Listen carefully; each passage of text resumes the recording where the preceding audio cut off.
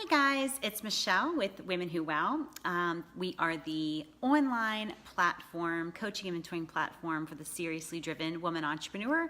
And I'm here for another episode of Coaching from the Couch. Today we're talking about lists, luck, and leverage. And this is based on questions that have come into me, either via my website. There's like evidently a contact form on my website that people can fill out, and or just through email, not just from members, but also from people who are just reading blogs or, somehow engaged in this world. And so we're talking about lists, luck, and leverage. So this is meant to be an ongoing kind of conversation, very casual, from the couch where I do all of my work in this business, or most of my work in this business. And so I would love for you to show up when you see me come live. You can somehow put it onto your in your Facebook settings to be notified when I go live, and bring your questions, right? Bring your questions so that we can have an ongoing discussion. But one of the questions, and actually one of the objections I get all the time, is about list size, right? So there are certain things in life where, let's be honest, size matters. But lists are not exactly the same thing, right? Like a lot of times people focus a lot on how many people they have on their list, and it is just not the best focus. The truth is, if you can't make money with a small list, sorry, I'm being pushed around here with the dogs, and that is the beauty of coaching from the couch, right? We can just have a casual conversation in the midst of the chaos that is sometimes my house. But list size, people focus on a whole lot, and they think they have to get their list size up, and that's definitely like something you should totally do, right? It's something that's a concerted effort that you should take, is to increase the size of your list, increase the number of people who are hearing from you and counting on hearing from you. However, if you can't make money with a small list, you're not gonna be able to make money with a large list either. I remember being right around, 300 people on my list.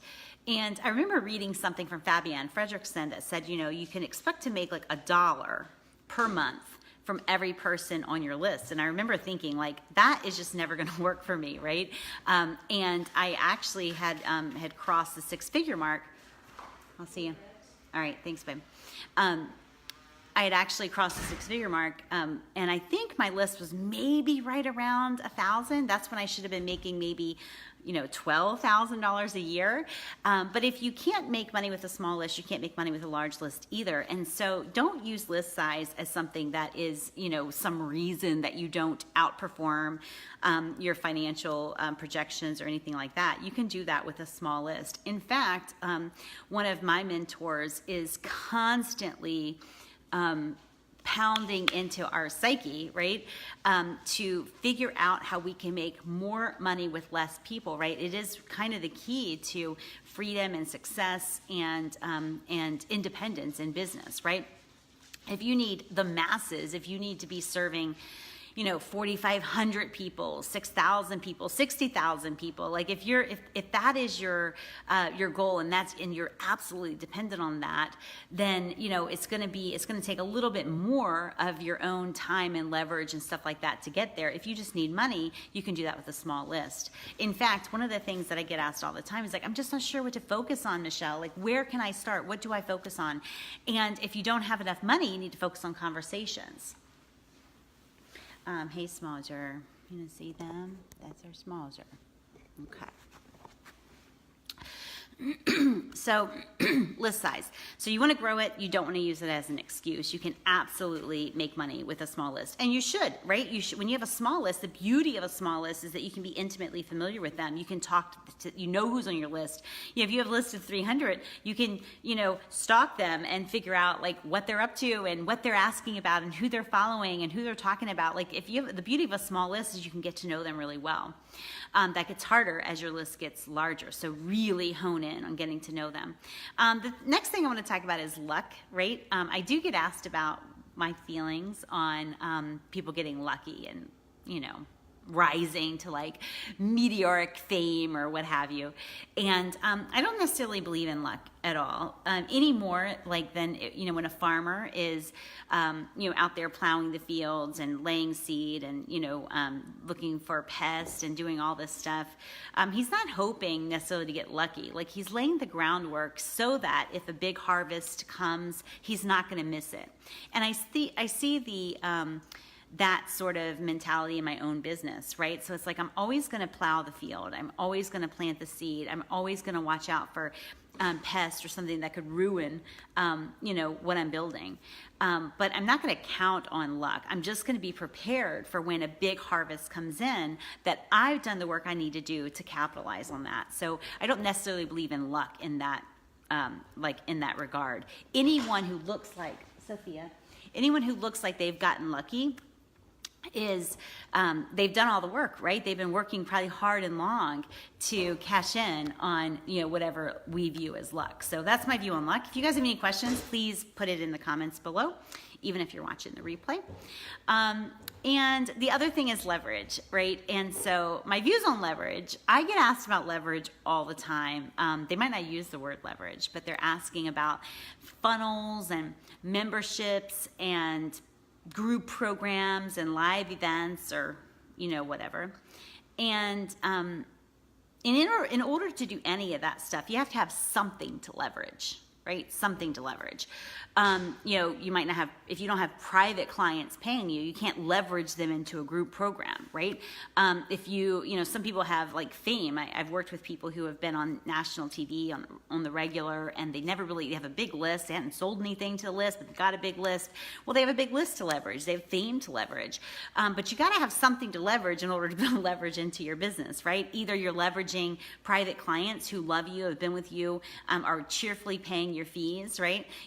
Or you're leveraging fame, or you're leveraging some connection that you have. You've got to have something to leverage in order to build leverage. And what I see are people trying to get to leverage before they have anything that they can leverage. I'm not even sure if that's making sense, but you're trying to build on a foundation that hasn't yet been laid, if that makes sense.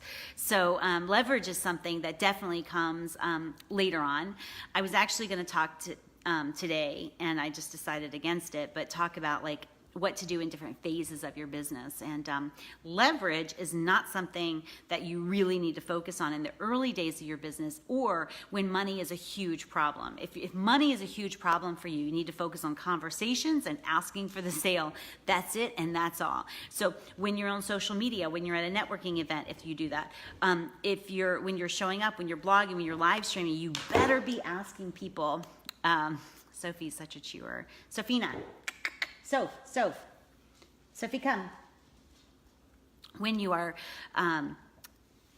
when you're in that space and people are, you don't have enough money, then you want to make sure that you are asking for the sale early and often, even your social media and blogging and video, which is where I left off before Sophina interrupted us. But that's where you need to make sure every call to action is message me. Let me know what you need. Let's set up a time to talk, etc. Because conversations are what bring in the cash. And in fact, very few things sell without conversation. In fact, I have big goals for Women Who Wow this year. And one of the things, frankly, I've been unwilling to do, except for you know, specific referrals, is talk to people about Women Who Wow. It's like the price is so low for what they get. The price is so low for the value that they get. I kind of been like, you know, if you, like, I'm not going to talk with you through a X number of dollar decision, right? I'm just not going to, you know, it's either for you or it's not for you. And I realize, though, that as I grow and as my brand continues to grow, I am speaking with people. I'm influencing people who don't know me from Adam, right? And so I'm going to do something a little bit different. I'm going to have something on our site where if people are curious about WOW, they can set up like a 10-minute kind of little call to ask any questions that they have. And I'm doing this because I'm getting asked for it a lot. And do I feel like I should have to? No. But I also know that there are people who are first interacting with me, interacting with me for the first time. They haven't been around for 12 years. They don't know me. They don't know if I am a fly-by-night, if I've I've been around for a long time, they have no idea. And so I'm going to start shifting that to have more conversations in my own business.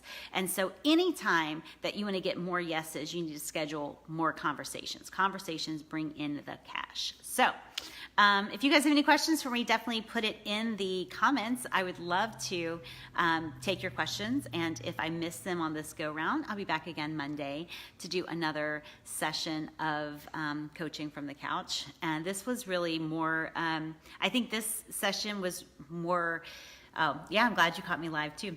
And hey, Joan, Lindsay, I don't know who else is here, Kathy. It's funny because I said that I wanted this to be like an informal kind of conversation, and yet I still get a little bit weirded out when I'm getting interrupted all the time, as I did, like my daughter left.